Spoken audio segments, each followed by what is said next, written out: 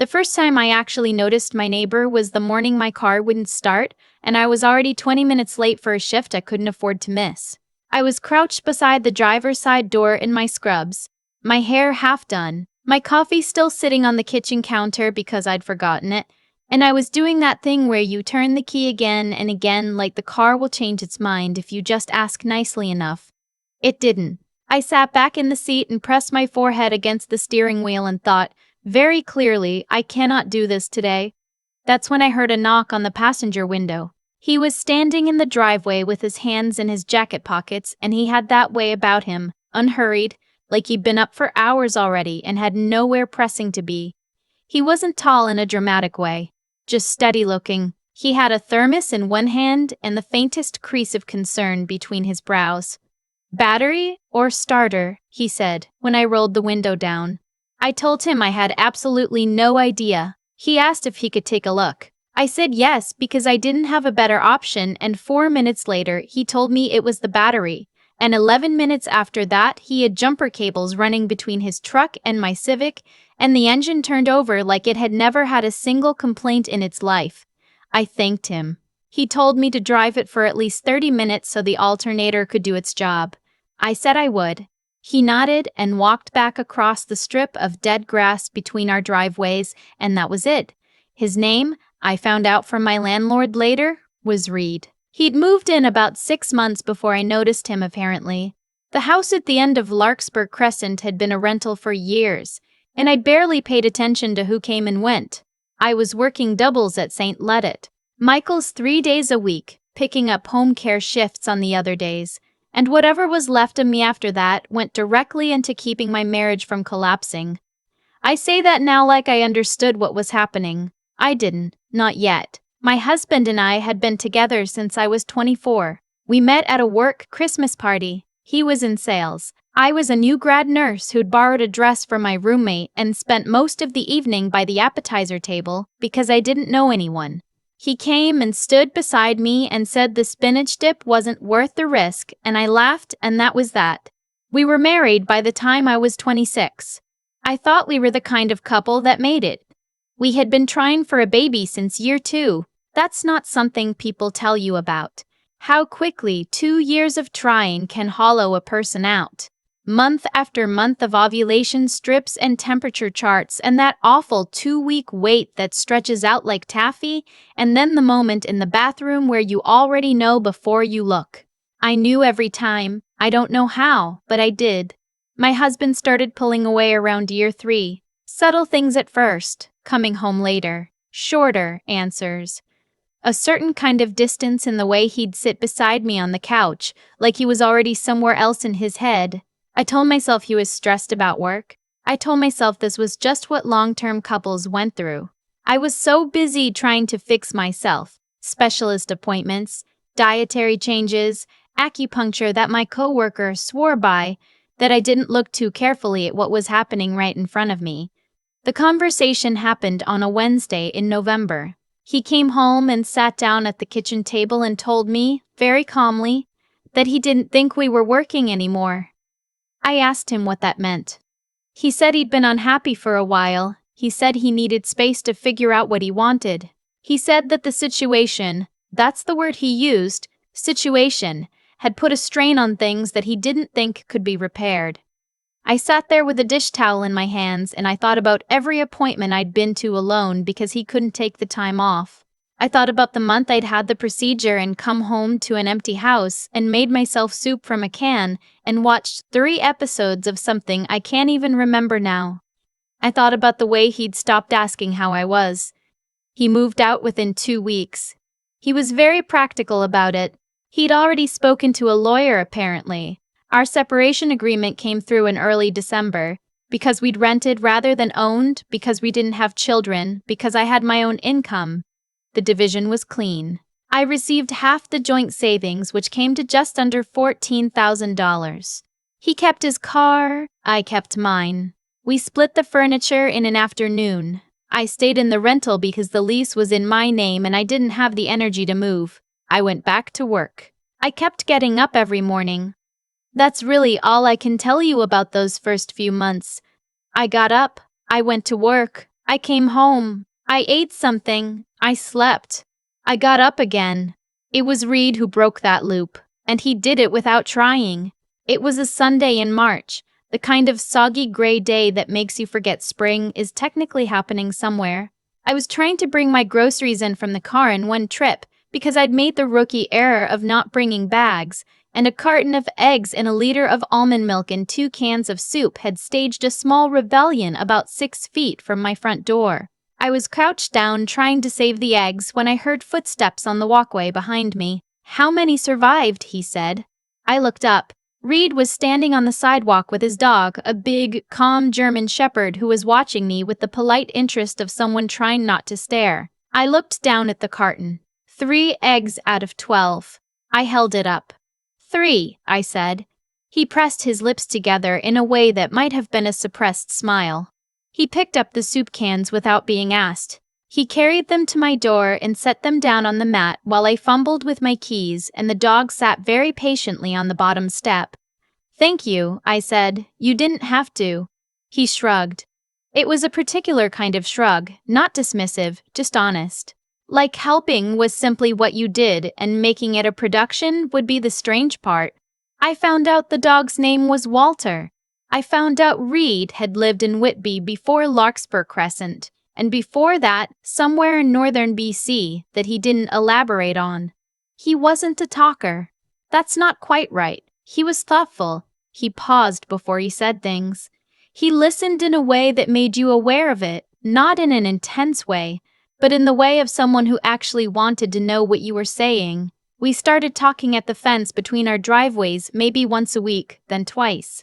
He'd be outside doing something in the yard. He was always fixing something, quietly, without making it a project. And I'd come out to take out recycling or water the 3 plants I was trying to keep alive, and we'd end up talking for 20 minutes without either of us meaning to. He knew I was a nurse. I knew he did something with logistics, contracts, he said vaguely, mostly remote. He didn't wear a wedding ring. I didn't ask. I wasn't thinking about any of that. I want to be clear about that because it matters. I was still very much in that stage where I woke up some mornings and had half a second of not remembering, and then I remembered, and I had to take 3 slow breaths and decide to get up anyway. I wasn't available to be thinking about anything. I was just getting through. My husband, my ex-husband, called me in April. He said he'd heard through a mutual friend that I wasn't doing well and he wanted to check in. I stood in my kitchen and listened to him explain that he'd been worried about me, and I felt something strange and cold settle behind my sternum. He had not worried about me when I drove myself home from a blood draw because he had a team lunch. He had not worried about me when I sat in the waiting room of a reproductive endocrinologist for 90 minutes with no one beside me. He was worrying now because someone had reported back to him and he wanted to feel like a decent person. I told him I was fine. He said he was glad. He said maybe we could grab a coffee sometime. I said sure, knowing I would never make that call. I sat down on my kitchen floor after I hung up and I stayed there for a while. Walter scratched at the fence outside. I could hear it. I don't know why that small sound made me feel slightly less alone, but it did. The evening started to get longer. I started coming outside more. Reed had a habit of sitting on his back steps with a coffee after dinner, and I had a habit of coming out to the backyard with no particular goal, and we started doing that simultaneously without ever formally deciding to. He told me once about a forest fire he'd been near, years ago in the interior of BC, the way the air had tasted like pennies. I told him about the first time I lost a patient, how I'd driven to a Tim Hortons after my shift and sat in the parking lot for an hour, because I didn't know where else to go. He didn't say the things people usually say. He didn't say I was sorry, or that sounds so hard, or you're so strong. He just said, quietly, did it get easier to know where to go after? I thought about it.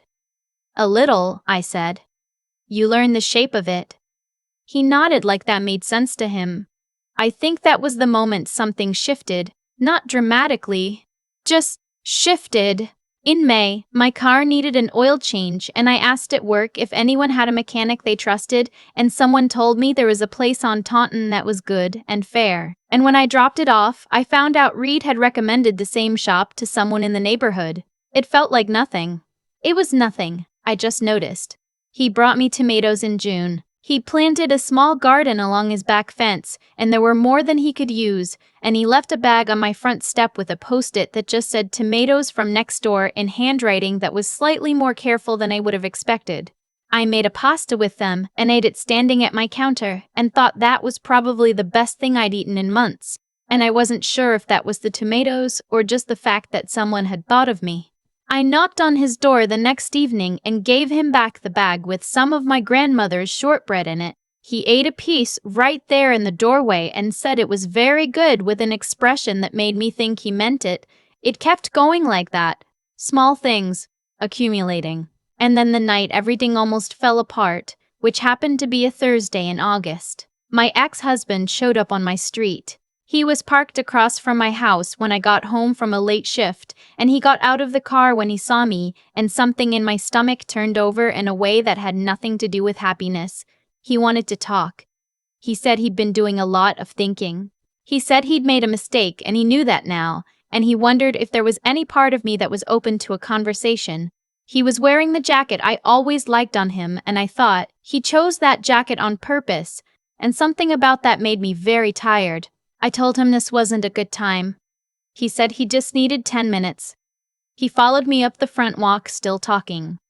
Reed came out of his house. He didn't say anything aggressive. He didn't need to. He just stood on his front step with Walter beside him and looked at my ex-husband in a way that was very calm and very clear. My ex-husband looked at Reed. He looked at me. His expression did something complicated. He said, "I didn't realize you'd moved on." I said, very quietly, "You didn't leave a lot of room for the alternative." He left. I stood on my front walk for a moment, and then I went over to Reed's steps and sat down on them, and Walter immediately put his head in my lap, and I sat there until my heartbeat slowed down. Reed brought me a glass of water without asking if I wanted one. After a while, he sat down beside me on the steps. "You don't have to explain anything," he said. "I know," I said. "Thank you. The dog likes you," he said. "I like the dog." We sat there until it got dark. Things clarified after that. Not quickly. That's not how things like this go. Not when you've been through what I'd been through. Not when you're careful with yourself and trying to stay that way. But I stopped pretending I didn't know what I felt. And the next time Reed and I were talking over the fence and he said, in that way of his, that he'd like to take me for dinner sometime if I was open to it, I said yes without overthinking it. We went to a small Italian place in Oshawa. He wore a collared shirt. We talked for 3 hours and then walked to where we'd parked and stood outside and talked for another 40 minutes without either of us wanting to stop. He kissed me goodnight with one hand very gently on the side of my face and then stepped back and said he'd had a really good time. I drove home thinking, well, okay then, September, October. We were together in the way that felt like something I hadn't known I was missing. Not the kind of together that required performance, but the kind that meant someone checked in when your shift ran long. Someone remembered you'd mentioned you were nervous about a procedure. Someone put your coffee on when they heard you get up in the morning. I got pregnant in November. I know what you're thinking because I thought it too. It had been almost 3 years of trying with my ex-husband, and here I was. I sat on the bathroom floor with the test in my hand for a very long time. I went through all the feelings quickly and in no particular order. Terror, disbelief, a bright, sharp joy that I distrusted because I was afraid to trust it, then terror again, then something that was quieter and steadier than any of the rest. I told Reed that evening. I planned to be composed about it. I wasn't. He sat down on the couch and looked at me for a long moment, and then he said, "How are you feeling right now, in this moment?" I said, "Scared, hopeful." "Scared of being hopeful." He nodded. He reached over and took my hand. "Okay," he said. "We'll take it one day." The 12-week scan was on a Tuesday. I'd been to so many appointments alone that I almost didn't ask if he wanted to come. I'm glad I did. The technician moved the wand and the screen filled with static, and then, in that underwater-looking way they do, 2 shapes came into focus. The technician said, "It looks like twins." I looked at Reed. He was looking at the screen with an expression I will never forget. stunned and very still, and something behind his eyes that was entirely undone. "Twins," I said. He laughed. It was the kind of laugh that comes out of you before you have a chance to decide about it. He pressed his other hand over his mouth and laughed. "My ex-husband found out eventually, the way news travels in small neighborhoods, through someone who knew someone. He called me in February, right around when I was starting to show properly. I let it go to voicemail. He left a message that was very carefully neutral, saying he'd heard I was doing well and he wished me all the best. I listened to it once and then deleted it. What I didn't know until Reed told me was that he'd found out something else around the same time. Reed had not been vague about his work because he was hiding something shameful. He'd been vague because he'd learned the hard way that people changed when they found out, and he'd wanted to know who I was before he told me who he was. His logistics work, the contracts, the remote consulting, was a piece of something considerably larger. He'd sold a supply chain software company he'd co-founded in his 20s, and then another one a decade later. He hadn't wanted the life that came with that, not the version people expected, so he'd stepped back from it. He lived on Larkspur Crescent because he liked it. He drove a 10-year-old truck because it ran well. My ex-husband had run into someone from Reed's former industry at a conference in Toronto. The picture had assembled itself apparently, and my ex-husband had made some calls and confirmed what he'd heard, and then 2 weeks after that, he had shown up again on Larkspur Crescent, not at my door, at Reed's. Reed told me about it the same evening it happened. He sat across from me at the kitchen table and told me everything, straightforwardly, including his own version of his finances, which he'd wanted to tell me for a while and had been finding the right moment for. I sat with all of it.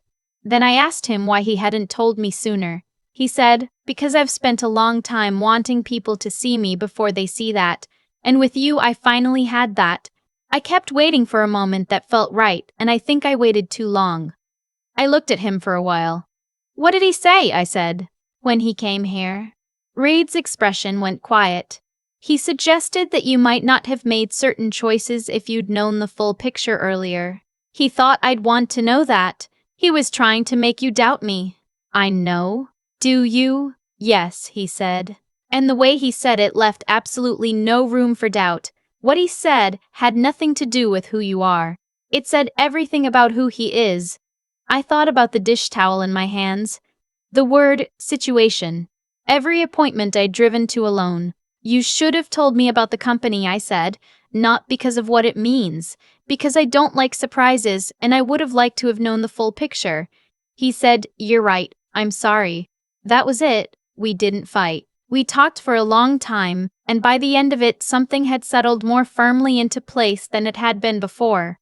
The girls came in late April, 6 weeks early, which meant the NICU and 4 of the hardest and also most extraordinary weeks of my life. And Reed, who sat beside me in a plastic chair for 8 hours at a time and brought me food I hadn't asked for because I kept forgetting to eat. And my mother, who flew in from Halifax and cried in the hospital parking lot and then pulled herself together and became completely indispensable, and the moment the smaller one, the one who'd caused more concern, finally came off oxygen and was placed in my arms.